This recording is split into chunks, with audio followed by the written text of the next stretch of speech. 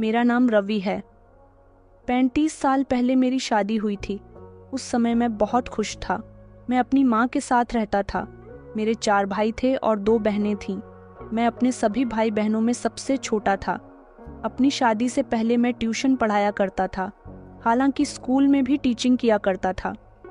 मैं ज़्यादातर बड़े क्लास के बच्चों को ही पढ़ाया करता था, जिसमें जवान लड़के लड़कियां भी शामिल होते थे। मेरी नज़र हमेशा अपनी उन जवान लड़कियों पर होती थी जो मेरी स्टूडेंट थीं। जब वह स्कूल में शॉर्ट स्कर्ट पहनकर आती तो मुझे बहुत अच्छी लगती थी। मेरे स्कूल में मेरी स्टूडेंट से बहुत अच्छी दोस्ती थी। दोस्ती के बहाने मैं धीरे धीरे उनके करीब जाता था, जबकि जो मेरे स्कूल की टीचर्स होती थीं वह इस बात को बहुत अच्छी तरह से समझने लगी थी कि मैं लड़कियों पर नज़र रखता हूँ। हालांकि मैं उन्हें सफाई पेश करने की कोशिश करता था कि आप लोग जैसा समझ रही हो ऐसा कुछ भी नहीं है। मैं तो अपने स्टूडेंट के साथ अपना बिहेवियर अच्छा रखता हूँ। फिलहाल वह लोग जैसा भी समझते, बढ़ती जवानी के साथ साथ मेरा दिल बेचैन रहने लगा था। आखिरकार मेरे सारे बड़े भाई बहनों की शादी में मेरी माँ ने बहुत समय लगाया था, जिसकी वजह से मेरी शादी की उम्र पार होने लगी थी। फिर एक दिन ऐसा हुआ जब एक एक करके मेरे सारे भाई बहन शादी से फ्री हो गए और उसके बाद घर वालों ने मेरी शादी करने का फैसला किया और फिर मेरी माँ मेरे लिए रिश्ता तलाश करने लगी थी। मेरे 4 भाई थे, उसी हिसाब से 4 भाभियाँ भी थीं और फिर उनके बच्चे भी हो गए थे। भले ही हम सब लोग एक साथ एक ही घर में रहते थे, मगर सभी भाभियों की रसोई अलग अलग थी। मेरी माँ की जिम्मेदारी सिर्फ मैं था, मगर अब मेरी पत्नी आ जाती तो भी मेरी माँ मेरे साथ ही रहती। लेकिन मेरे घर वालों ने मेरी शादी भी इतनी आसानी से नहीं करवाई थी। जो लड़की मेरी माँ को पसंद आती वह मेरी बड़ी भाभी को पसंद नहीं आती, और जो बड़ी भाभी को पसंद आती तो वह छोटी भाभियों को पसंद नहीं आती, और जो बाकी सबको पसंद आती उसमें मेरी दोनों बहनें कोई ना कोई कमी निकाल दिया करती थीं। इस सब में भी उन लोगों ने मेरा काफ़ी समय बर्बाद किया था। कई बार मेरे दिल में यह भी ख्याल आया कि मैं खुद ही अपनी पसंद की लड़की अपने घर वालों को बता देता हूँ। इन लोगों की मुश्किल हल हो जाएगी। मगर मेरा दिल कभी भी किसी एक लड़की पर नहीं आता था। मुझे तो हर खूबसूरत लड़की पसंद आती थी। मेरा अपने घर वालों से यही कहना था कि लड़की बेहद खूबसूरत होनी चाहिए। मेरे दिल में शादी के लिए बहुत अरमान मचल रहे थे। मैं जल्द से जल्द अपनी शादी करना चाहता था और चाहता था कि मेरी भी कोई साथी हो, क्योंकि हमारा परिवार अगर कहीं घूमने जाता तो मेरे सभी भाई अपनी पत्नी और अपने बच्चों के साथ जाया करते थे। यह सब देखकर मुझे बिल्कुल भी अच्छा नहीं लगता था, जबकि मैं अकेला होता था। लेकिन मेरे घर वालों को अभी तक कोई लड़की पसंद नहीं आई थी, और फिर एक दिन ऐसा हुआ कि एक लड़की पर मेरे सभी घर वालों का मन ठुक गया था, जो मेरी भाभी को भी पसंद आई थी, मेरी माँ को भी पसंद आई थी, और मेरी बहनें भी उसमें कोई कमी ना निकाल सकी थीं। वो लड़की बेहद खूबसूरत थी, मगर वो गरीब परिवार से थी। इस पर मेरी भाभी का कहना था कि गरीब परिवार की लड़की लेकर आओगे तो तुमसे दबकर रहेगी, मगर मैं अपनी पत्नी को दबाने वाले ख्याल भी अपने दिल में नहीं लाना चाहता था। मैं चाहता था कि मेरी जीवन साथी मेरे साथ खुश रहे। जिस लड़की को मेरे घर वालों ने पसंद किया था, उस लड़की का इस दुनिया में कोई नहीं था। उसके चाचा चाची ही उसकी परवरिश करते थे। उनका कहना था कि हमारे पास बेटी के अलावा कुछ भी नहीं है, मगर वह लड़की बेहद खूबसूरत थी। मुझे जब उस लड़की का फोटो दिखाया गया तो मैंने फौरन ही इस रिश्ते के लिए हाँ कर दी थी और कहा था कि मेरी शादी इसी लड़की से होनी चाहिए। अब इस रिश्ते में कोई कमी नहीं निकलनी चाहिए, वरना अच्छा नहीं होगा। मेरी इस बात पर मेरे घरवाले खामोश हो गए थे, क्योंकि वह जानते हैं कि कमी निकालने के चक्कर में उन्होंने मेरी उम्र काफ़ी कर दी है, और फिर यहाँ से मेरा रिश्ता फाइनल कर दिया गया था। मेरी शादी खूब धूमधाम से तो नहीं की गई थी, मगर मेरी शादी में किसी तरह की कोई कमी भी नहीं थी। मैं खुश था कि मेरी शादी हो रही थी। मेरी उम्र लड़की से ज़्यादा थी। मेरी पत्नी का नाम पिंकी था। उसकी उम्र 22 साल और मेरी उम्र 30 साल थी। उसके चाचा चाची इस बोझ को अपने कंधे से उतार देना चाहते थे, इसलिए उन्होंने अपनी भतीजी की शादी बड़ी आसानी से मेरे साथ करवा दी, और फिर हमें भी कुछ नहीं चाहिए था। मुझे तो सिर्फ लड़की से मतलब था। उसको देखकर मेरा दिल मचलने लगा था, और मैंने सोच लिया था कि इतनी खूबसूरत लड़की से जब मेरी शादी होगी तो मेरे सारे दोस्त मुझसे जलेंगे। भले ही मेरी शादी देर से हुई है, मगर हुई तो खूबसूरत लड़की के साथ है जिसे कोई एक नज़र देखे तो बस देखता रह जाए। मैं बहुत खुश था और अपनी पत्नी से मिलने के लिए बेचैन था। मेरी पत्नी को मेरे कमरे में भेज दिया गया था। वह दुल्हन बनी बैठी थी। मैं कमरे के अंदर गया तो बहुत खुश हुआ था। मैंने जैसे ही उसका घूंघट उठाया तो वह बहुत सुंदर लग रही थी। उसके साथ मेरी जिंदगी की हसीन शुरुआत हो चुकी थी। वह बहुत अच्छी थी, ज्यादा किसी से फालतू बात नहीं करती थी, बस अपने काम से काम रखती थी। मैं अभी भी टीचिंग की ही जॉब किया करता था और घर घर जाकर बच्चों को ट्यूशन भी पढ़ाया करता था, क्योंकि मेरा काम ही यही था। मेरी पत्नी को मेरे बारे में सब कुछ पता था कि मैं सुबह कब घर से निकलता हूँ, कब रात को आता हूँ, क्योंकि मेरे घर वालों ने उसे सब कुछ बता दिया था और उससे कहा था कि अब तुम्हें अपने पति की हर जिम्मेदारी को निभाना होगा। हालांकि वह हर जिम्मेदारी को बहुत अच्छे तरीके से निभा रही थी। मेरी शादी के 2 महीने बाद ही मेरी माँ की तबीयत बहुत खराब रहने लगी। न जाने माँ को क्या हो गया था। शादी के हसीन दिन जो मुझे अपनी पत्नी को घुमाने फिराने में निकालने थे, वह दिन मैंने अपनी माँ के साथ अस्पताल में गुजारे थे, क्योंकि माँ की तबीयत बहुत खराब हो गई थी। इतनी खराब कि उनको अस्पताल में भर्ती करवाया गया था। मेरी माँ के साथ रात को अस्पताल में रुकने वाला कोई नहीं होता था, इसलिए मुझे ही अपनी माँ के साथ अस्पताल में रुकना होता था। मेरे बड़े भाई चाहते तो उनमें से भी एक एक करके कोई भी अस्पताल में रुक सकता था, मगर उनका कहना था कि हमारे छोटे छोटे बच्चे हैं, तुम्हारी तो अभी शादी हुई है, तुम्हारी पत्नी घर में रह सकती है, लेकिन हम जिम्मेदार लोग हैं। हालांकि माँ का इलाज करने के लिए उन्होंने मुझे पैसे दे दिए थे, बस वह कुछ कामों में पीछे थे। पूरे हफ्ते माँ को अस्पताल में रखने के बाद उनकी तबीयत कुछ बेहतर हुई तो उन्हें अस्पताल से डिस्चार्ज कर दिया गया था। मेरी पत्नी ने मेरी माँ की बहुत सेवा की थी। कुछ महीने फिर इसी तरह से गुजर गए थे, लेकिन फिर एक समय ऐसा आया जिसने एक तरफ मुझे खुशियाँ दिखाई थी तो दूसरी तरफ गम की लहर थी। मेरी माँ फिर से बीमार रहने लगी। अब की बार वह इतनी बीमार हो गई थी कि डॉक्टर ने बोला था कि वह ज्यादा दिन जिंदा नहीं रह सकेंगी। दरअसल मेरी माँ को 2 बार हार्ट अटैक आ चुका था। इस बार तीसरा हार्ट अटैक था जिसमें मुझे माँ का ऑपरेशन करवाना था। डॉक्टर का कहना था कि मेरी माँ के दिल का ऑपरेशन जल्द से जल्द होना है, वरना वह अपनी जिंदगी की बाजी हार सकती है। इधर मेरी पत्नी माँ बनने वाली थी। मैं इस उलझन में बहुत बुरी तरह से फंस गया था। माँ का ऑपरेशन तो करवा दिया था, मगर माँ फिर भी नहीं बच सकी, क्योंकि उनका ऑपरेशन सक्सेसफुल नहीं रहा। शायद मेरी माँ की जिंदगी इतनी ही लिखी हुई थी। इधर मैं अपनी माँ से दूर हो गया था, तो दूसरी तरफ मेरी पत्नी की प्रेगनेंसी में भी काफ़ी कॉम्प्लिकेशंस आ रही थी।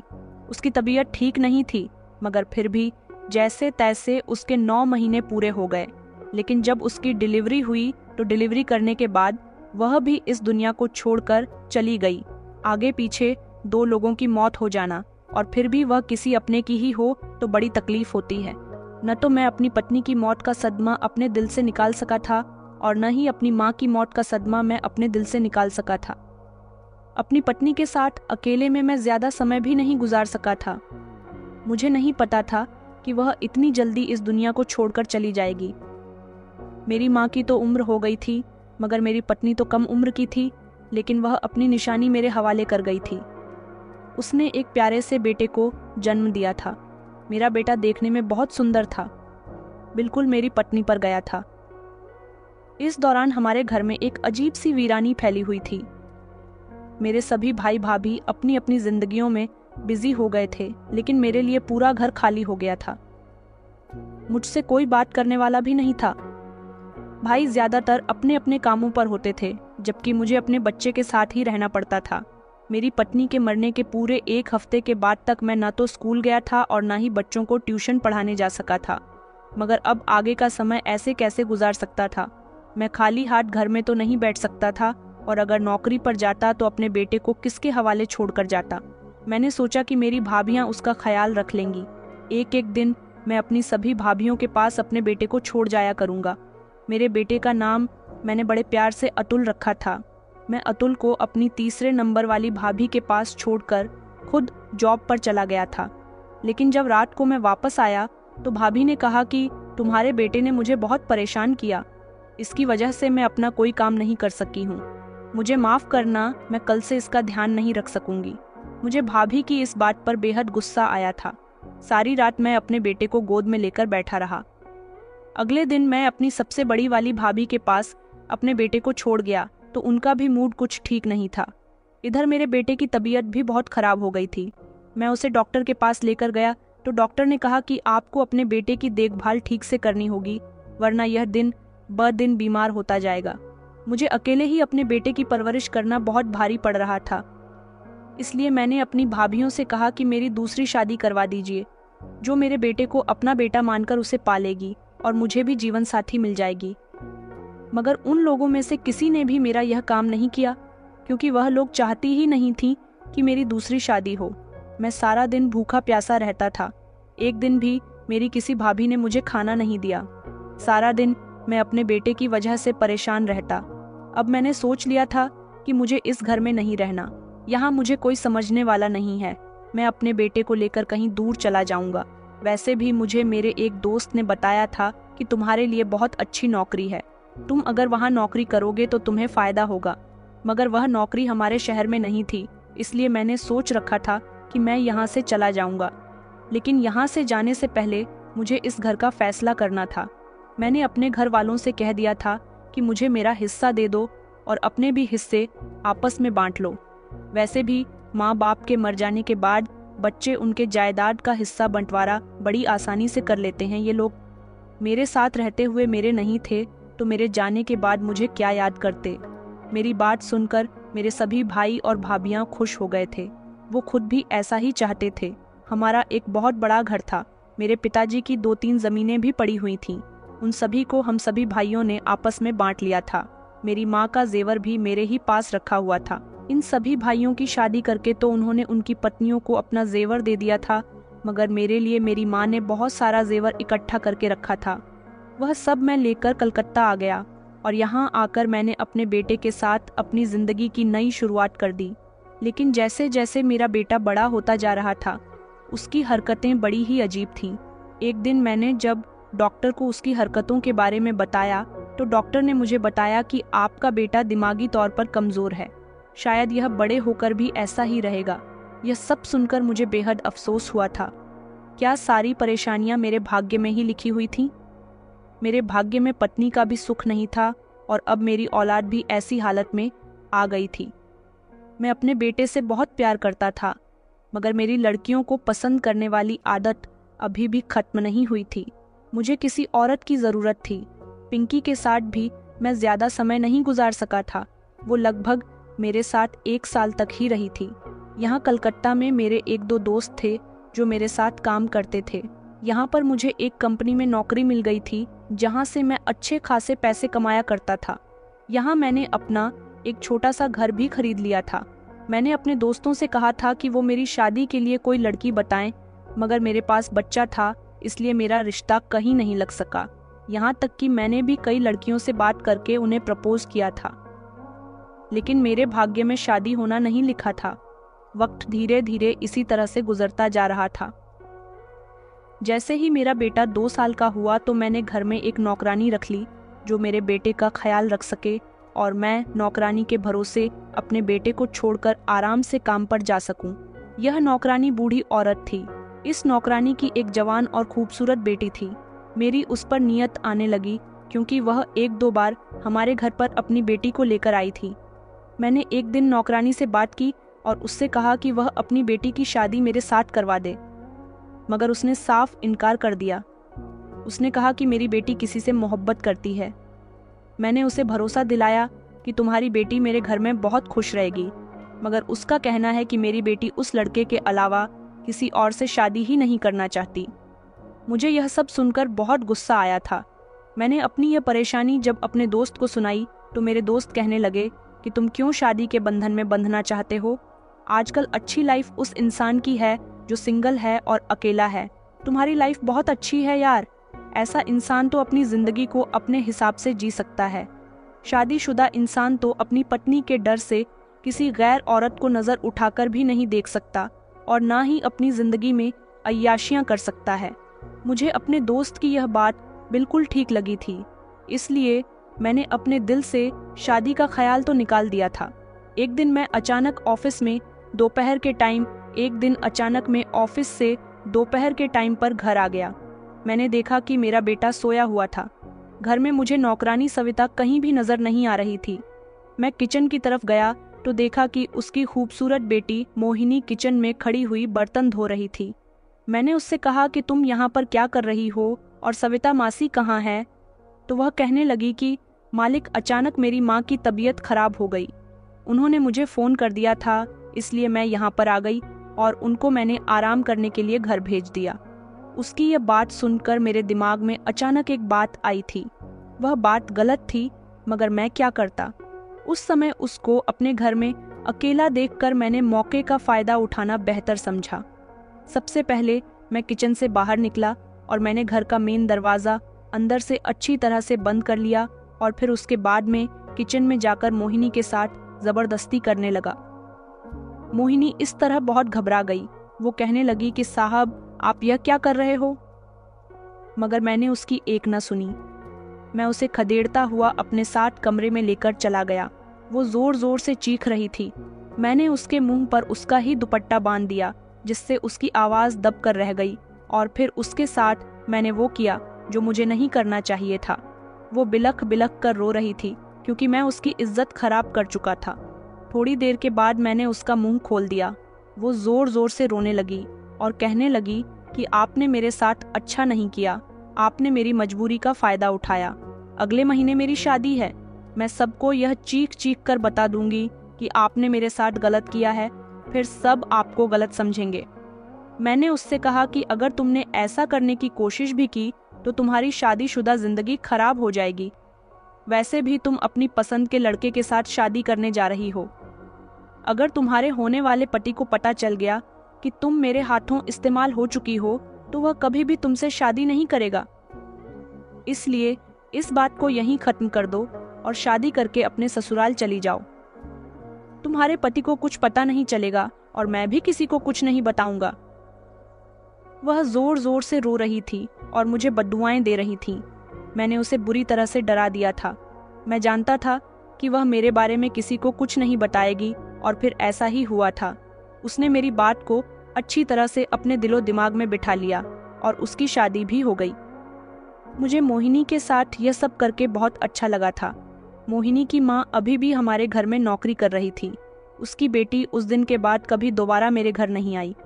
एक दिन मैंने सविता मासी को भी नौकरी से निकाल दिया था और फिर दूसरी नौकरानी रख ली। धीरे धीरे वक्त इसी तरह से गुजरता जा रहा था और फिर देखते ही देखते वक्त इतनी आगे बढ़ गया कि मेरा बेटा जवान हो गया। मगर मेरे बेटे की दिमागी हालत ठीक ना हो सकी, जबकि मैंने उसका बहुत इलाज करवाया। डॉक्टर का कहना था कि जन्म से ही दिमाग से बहुत कमज़ोर है, यह हमेशा ऐसा ही रहेगा। मेरा बेटा एक तरह से पागल था। वह पागलों जैसी अजीब अजीब हरकतें करता था। कुछ एबनॉर्मल बच्चे होते हैं जो इसी तरह की हरकतें करते हैं। मेरा बेटा भी एबनॉर्मल था। यही वजह थी कि उसका कोई इलाज नहीं था। लाख इलाज करवाने के बावजूद भी वह ठीक नहीं हो सकता था। अब मेरा बेटा 19 साल का हो चुका था। इतने सालों में कभी मेरे भाई भाभी या मेरी बहनों ने मुझसे कभी मिलने की कोशिश नहीं की, और ना मैं कभी पलटकर दोबारा अपने शहर गया। मेरी जिंदगी सिर्फ काम काज में ही गुजर रही थी। मेरा बेटा खूबसूरत था, मगर उसकी किस्मत बहुत खराब थी। मेरी तरह वह भी अपनी शादीशुदा जिंदगी का सुख नहीं देख सकता था। मुझे इस बात का बेहद अफसोस था। मैं हमेशा यही सोचता रहता था कि मेरा बेटा भी मेरी तरह अकेले जिंदगी गुजारेगा, लेकिन मैं अपने बेटे की शादी करवाना चाहता था। मैंने सोच लिया था कि मेरे पास पैसों की तो कोई कमी नहीं थी। मैंने जितना कमाया था उसे खर्च करने वाला मेरे अलावा कोई भी नहीं था। मेरे घर में अभी तक ना जाने कितनी नौकरानियां काम करने आती जाती रहती थीं। कई बार तो मैंने भी कोशिश की थी कि मेरी शादी हो जाए, लेकिन अब मेरा बेटा जवान हो गया था और मेरी उम्र भी काफ़ी हो गई थी। इतनी कोशिश के बावजूद भी मेरी शादी तो कहीं से कहीं तक नहीं हुई। तो अब मुझे अपने बेटे की शादी की सोच रही थी, लेकिन मेरे पागल बेटे से शादी कौन करता? मैंने एक दिन अपने एक दोस्त से उसकी बेटी का हाथ मांग लिया, मगर मेरा दोस्त ये बात बहुत अच्छे से जानता था कि मेरा बेटा एबनॉर्मल है। उसने इस रिश्ते से फौरन ही इनकार कर दिया। मुझे ये बात बिल्कुल भी अच्छी नहीं लगी थी। एक वक्त ऐसा था जब मेरी भी शादी नहीं हो रही थी, और मेरी शादी हुई तो मैं शादीशुदा जिंदगी का सुख नहीं देख सका, और अब मेरे बेटे की जिंदगी में भी इसी तरह की परेशानियां आ रही थीं। मैं अपने बेटे से बहुत प्यार करता था, इसलिए कुछ भी करके उसकी शादी करवाना चाहता था। मैंने कई लोगों से अपने बेटे के बारे में बात की हुई थी कि अगर कोई अच्छी लड़की हो तो मुझे ज़रूर बताना। मैं एक दिन अपने ऑफिस में बैठा हुआ काम कर रहा था, जब अचानक हमारे ऑफिस का एक चपरासी मेरे पास आया और वह मुझे बहुत परेशान नज़र आ रहा था। उसने कहा कि सर, मुझे आपसे मदद की ज़रूरत है। मैंने कहा कि हाँ हाँ बताओ, तुम्हें आखिर क्या मदद चाहिए। तो वह कहने लगा कि अगले महीने मेरी बेटी की शादी है, कुछ पैसों का बंदोबस्त करना है। मैंने कंपनी से लोन लेने की काफ़ी कोशिश की है, मगर मुझे लोन नहीं मिल सका, इसलिए मुझे कुछ पैसों की ज़रूरत है। आप मुझे वह दे दीजिए, मैं अपने हर महीने की सैलरी से आपको पैसे कटवा दिया करूँगा। मैंने उसे पैसे दे दिए थे, लेकिन कुछ दिनों के बाद वह मुझे फिर से परेशान नजर आया, तो मैंने उसकी परेशानी की वजह पूछी। उसने बताया कि मेरी बेटी की जिस लड़के के साथ शादी होने वाली थी, वहां से उसका रिश्ता खत्म हो गया। सुना है कि लड़का किसी और लड़की से मोहब्बत करता है। सर, मैं आपके पैसे आपको अगले महीने वापस लौटा दूंगा। मैं अपनी बेटी की वजह से बहुत टेंशन में हूँ।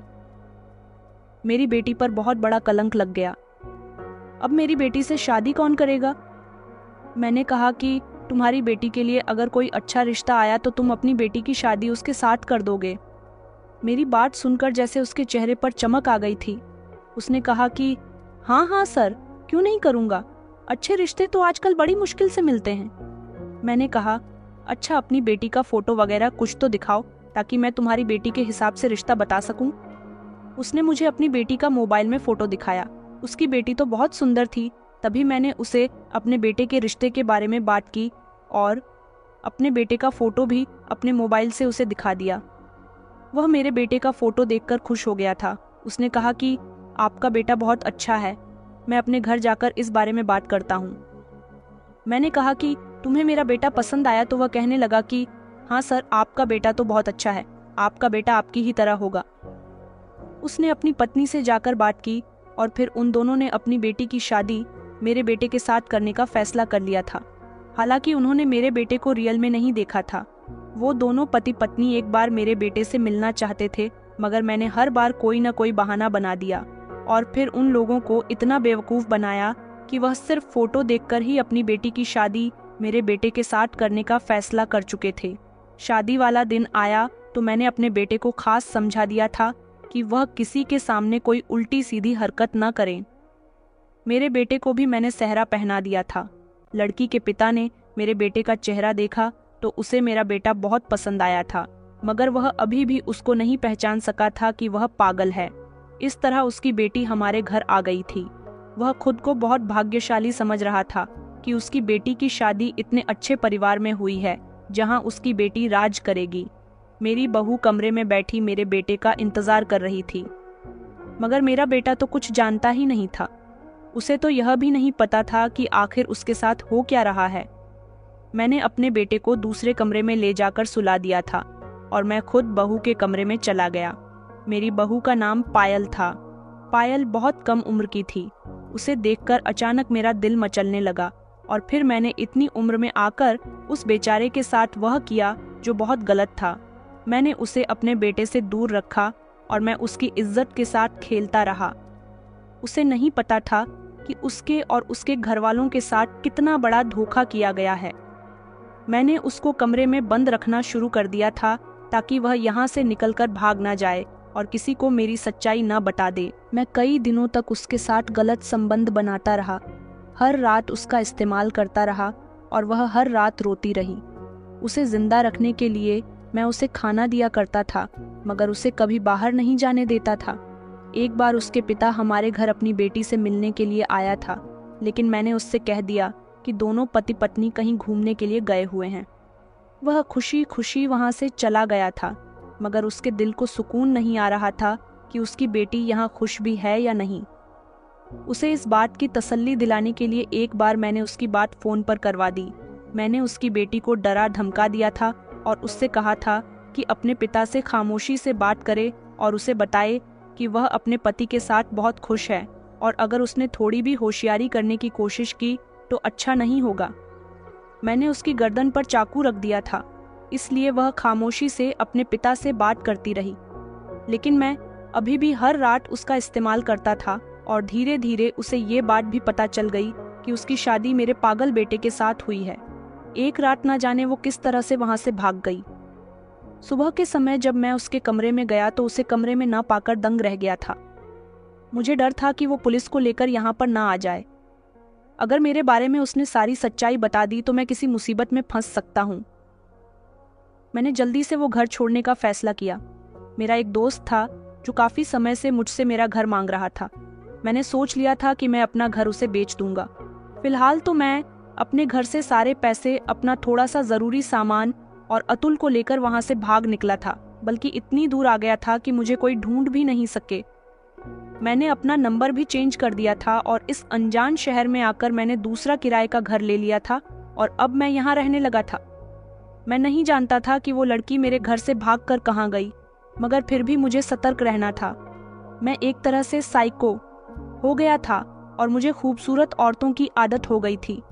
अब मैंने इस दूसरे शहर आकर अपनी पहचान बदल ली और यहाँ पर भी मैंने एक परिवार को इस तरह से बेवकूफ़ बनाया कि उन्होंने अपनी बेटी की शादी मेरे पागल बेटे के साथ करवा दी और फिर मैं अपनी बहू के साथ भी वही सब कुछ करने लगा जो उस चपरासी की बेटी के साथ किया करता था। मेरे कोलकाता में रहने वाले एक दोस्त को मैंने अपने घर बेच दिया था।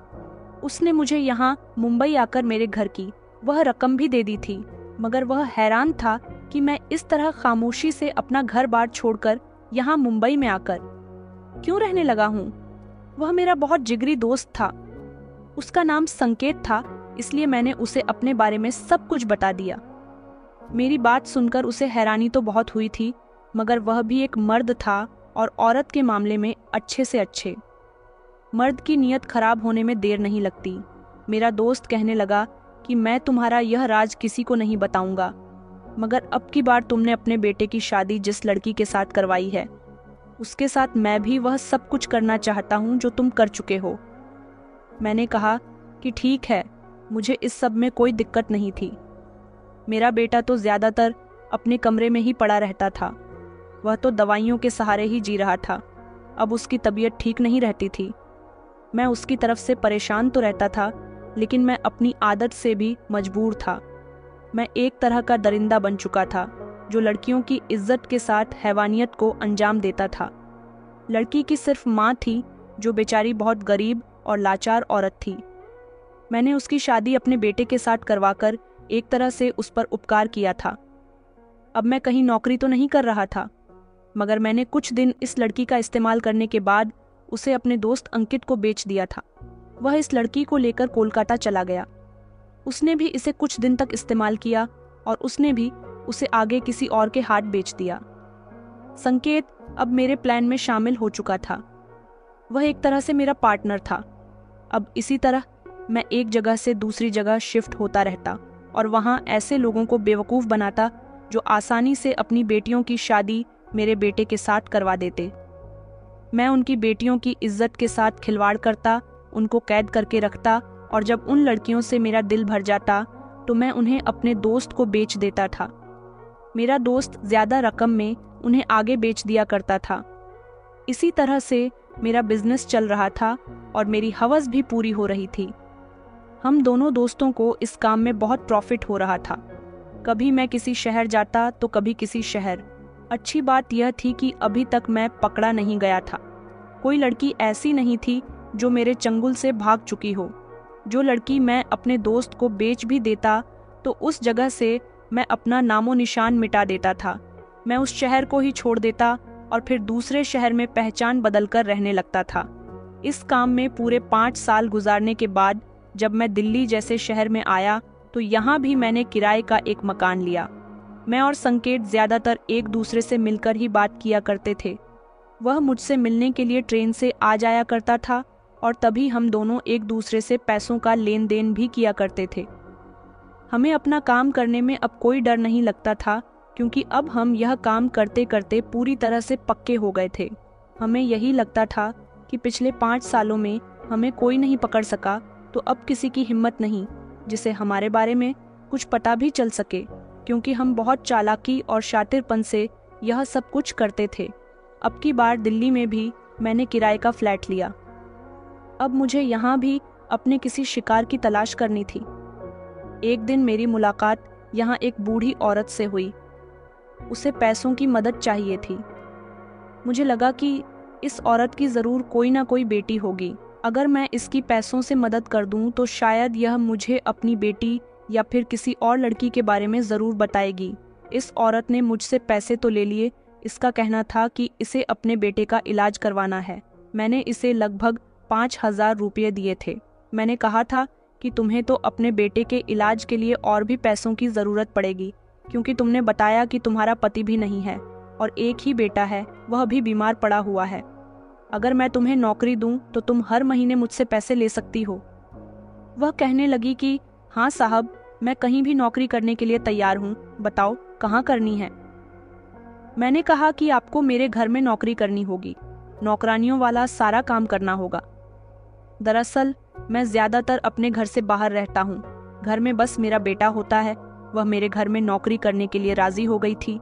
नौकरी करने के दौरान ही मैं उससे किसी न किसी लड़की की इन्फॉर्मेशन हासिल कर सकता था, क्योंकि दिल्ली शहर मेरे लिए नया था और जब भी मैं किसी नए शहर में जाता था तो थोड़ा कंफ्यूज होता था।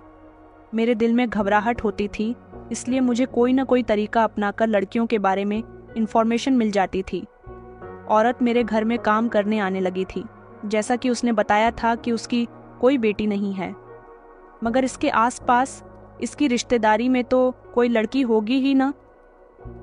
मैंने उससे बातों ही बातों में इस बारे में पूछने की कोशिश की। एक दिन संकेत मुझसे मेरे घर मिलने के लिए आया। उसने मुझसे लड़की के बारे में पूछा, मगर अभी तक मुझे यहाँ पर कोई लड़की नहीं मिली थी। मैंने अपनी नौकरानी से कहा था कि आपकी हड्डियों में अभी इतनी जान नहीं है कि आप काम कर सको। आप अपनी जगह यहाँ पर किसी जवान लड़की को भी तो काम के लिए ला सकती हो। तब उसने बताया था कि कोई ऐसी जवान लड़की नहीं है जो उसकी जगह यहाँ काम पर आ जाए। मैंने उसे इतना भी लालच दिया था कि अगर तुम्हारी कोई रिश्तेदारी या कोई आस पड़ोस की कोई ऐसी लड़की हो जो यहाँ अच्छे से और फुर्ती से काम कर सके तो मैं उसे भी पैसे दे दूंगा और आपको भी पैसे दूंगा, आपको भी नौकरी से नहीं निकालूंगा। तब भी उसने कहा था कि मेरी नज़र में तो ऐसा कोई भी नहीं है, अगर मुझे ऐसी कोई लड़की मिल गई तो मैं आपको ज़रूर बताऊंगी। वह मेरे साथ काफ़ी देर बातचीत करके गया था। उस दौरान वो बूढ़ी नौकरानी हमारे घर में ही मौजूद थी। उसका नाम शारदा था और वह मेरे बेटे के बारे में सब कुछ जानती थी, इसलिए मुझे जो भी काम करना था वह इस बुढ़िया की नज़र से हटकर करना था। जैसे ही यह मुझे किसी लड़की के बारे में बता देगी, मुझे इसे अपने घर से निकाल देना था। मगर अभी तक किसी ऐसी लड़की का पता नहीं चल पा रहा था जो मेरे घर आ सके। संकेत भी मुझे कॉल कर करके परेशान कर रहा था, क्योंकि मुझे यहाँ आए हुए लगभग 1 महीना गुजर गया था। अभी तक ऐसा नहीं हुआ था कि मैंने कोई भी लड़की ढूंढने में इतना समय लगाया हो। हम दोनों को ही हवस पूरी करने के साथ साथ पैसों का भी लालच हो गया था। लड़कियां महंगे दामों में बिक रही थीं। एक दिन शारदा मेरे पास आई और कहने लगी कि साहब, आपकी बहुत बड़ी परेशानी हल हो गई है। मैंने कहा कि किस बात की परेशानी? तो वो कहने लगी कि आपको नौकरानी रखने के लिए जवान लड़की की जरूरत थी ना। उसकी बात सुनकर मेरी आंखों में चमक आ गई थी। मैंने कहा कि हाँ बताओ, तुम्हारी नज़र में कोई ऐसी लड़की है? तुमने उससे बात की यहाँ नौकरी करने की? तो वह कहने लगी कि हाँ साहब, मैंने बात की है, बल्कि वह तो कल ही यहाँ नौकरी के लिए आ जाएगी। मैं उसकी बात सुनकर बहुत खुश हुआ था। मैंने उस समय संकेत को कॉल करके कह दिया था कि जल्द ही हमारा मुनाफा होने वाला है। वह भी खुश हुआ था। अगले दिन मैं बड़ी बेसब्री से उस लड़की का इंतजार कर रहा था। वह लड़की जब हमारे घर आई तो मैं उसे देखकर बहुत खुश हुआ था। वह लड़की बहुत सुंदर थी। कुछ दिन तो वह मेरे घर में नौकरानी बनकर शारदा के साथ काम करती रही, लेकिन अब मुझे अपनी आगे की चाल चलनी थी। सबसे पहले मैंने शारदा से कहा कि अब मुझे आपकी यहाँ कोई ज़रूरत नहीं है, मैं आपको नौकरी से निकाल देना चाहता हूँ। मैं 2-2 नौकरों का बोझ नहीं उठा सकता। वह मेरे आगे रोने लगी और कहने लगी कि मालिक, आपने तो कहा था कि जब आपको दूसरी नौकरानी मिल जाएगी तो आप मुझे तब भी नौकरी से नहीं निकालोगे। मैंने कहा कि मुझे अच्छी तरह से याद है, मगर मैं क्या करूं? अच्छा, मैं आपके बेटे का इलाज करवाता रहूंगा, आपको परेशान होने की ज़रूरत नहीं है और आपको हर महीने पैसे भी भेजता रहूंगा। मैंने उससे ये बात कही तो उसे तसल्ली हो गई थी।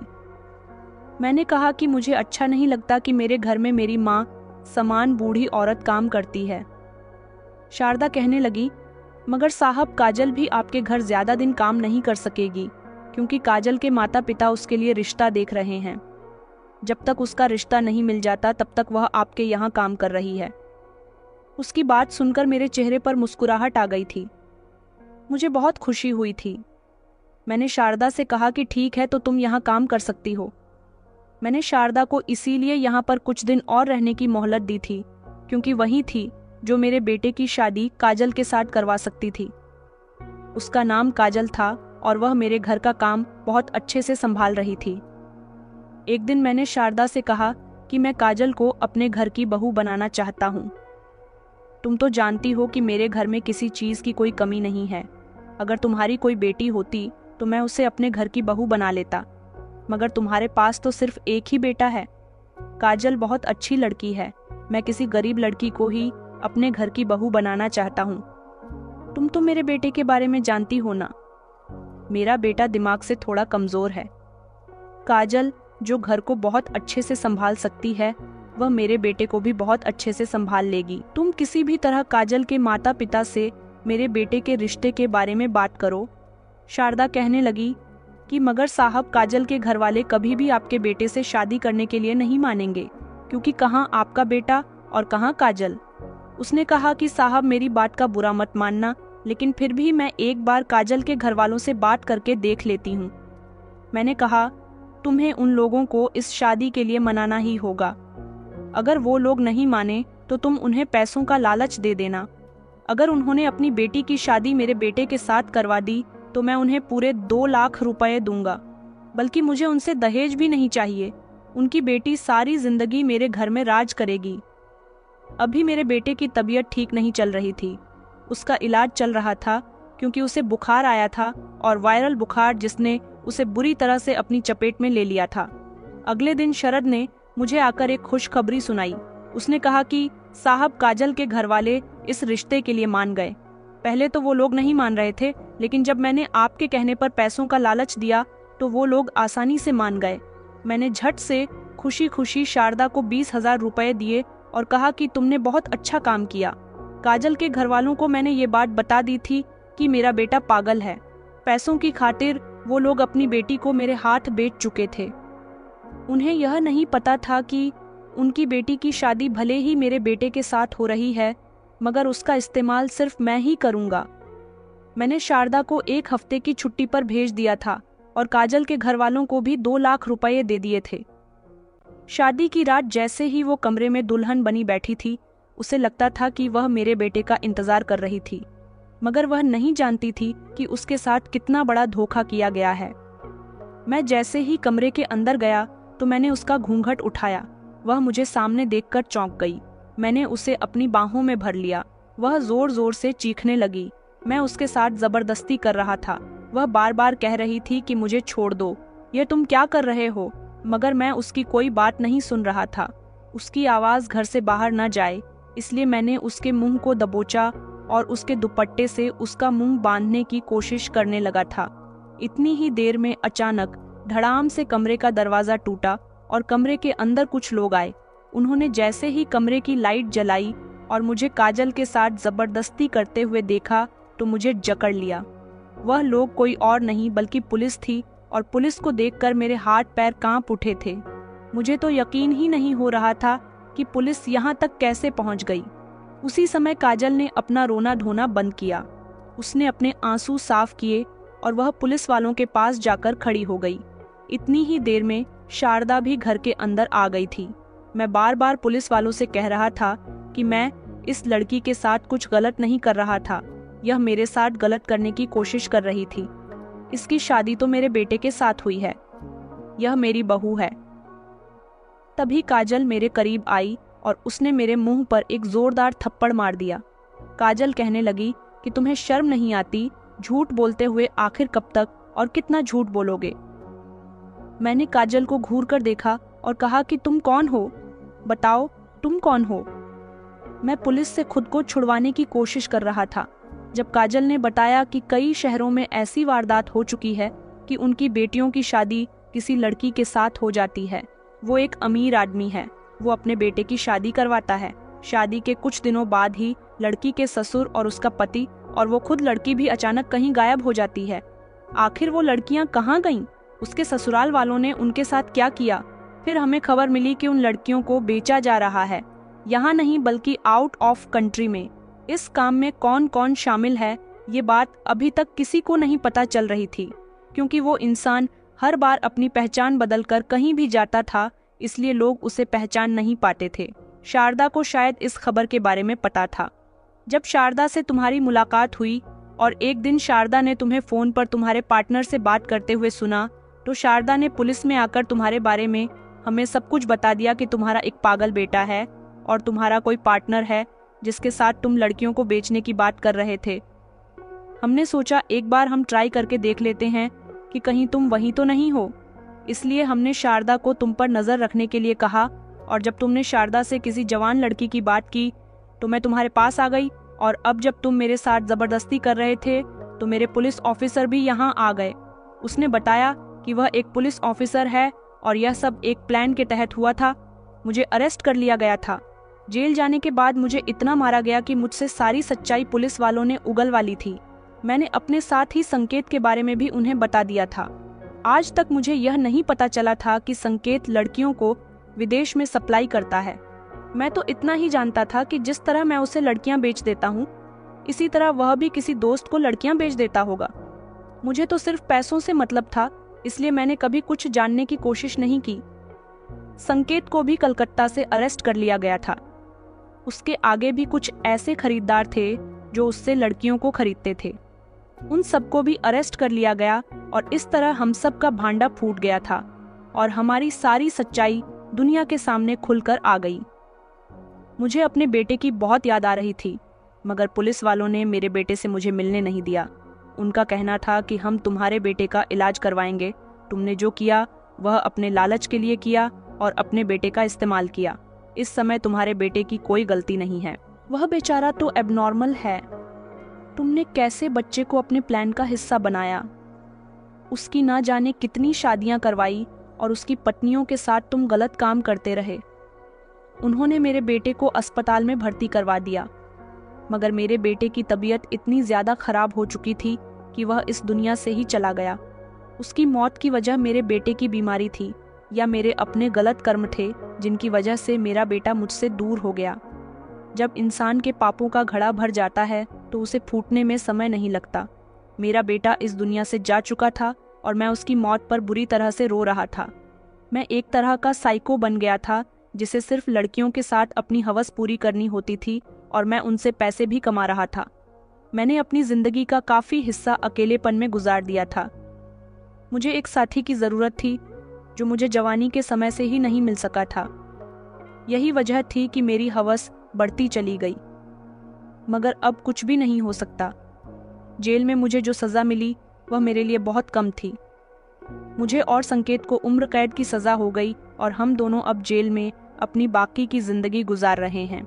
मैं आप लोगों को अपनी इस कहानी से यही मैसेज देना चाहूँगा कि आप गलत करते समय कभी भी यह मत सोचना कि आपकी हकीकत दुनिया के सामने नहीं आएगी। मुझे भी यही लगता था कि मेरी हकीकत कभी दुनिया के सामने नहीं आ सकती, मगर काजल के रूप में मेरी हकीकत दुनिया के सामने आ गई। जैसा हम सोचते हैं उससे भी आगे दुनिया में कुछ ऐसे भी लोग हैं जो हमसे बढ़कर सोचते हैं और हकीकत कभी छुपी नहीं रहती। बुरे कर्मों की सज़ा एक न एक दिन मिलकर ही रहती है। शायद मेरी सज़ा यही थी कि मैं जिसे सबसे ज़्यादा प्यार करता था, मेरा बेटा, वही छोड़कर मुझे चला गया। मैं जेल से ही आप लोगों के लिए अपनी यह कहानी लिख रहा हूँ और अपनी मौत की प्रार्थना कर रहा हूँ। मैंने ना जाने कितनी लड़कियों की जिंदगी तबाह कर दी, कितने झूठ बोले, कितना गलत किया। शायद मौत मिलकर ही मुझे सुकून आ सकता है। तो दोस्तों, उम्मीद करती हूँ आपको हमारी कहानी पसंद आई होगी। कहानी पसंद आई है तो वीडियो को लाइक करें, चैनल पर नए हैं तो चैनल को सब्सक्राइब करें और ताकि अगली अपडेट सबसे पहले आपको मिले। धन्यवाद।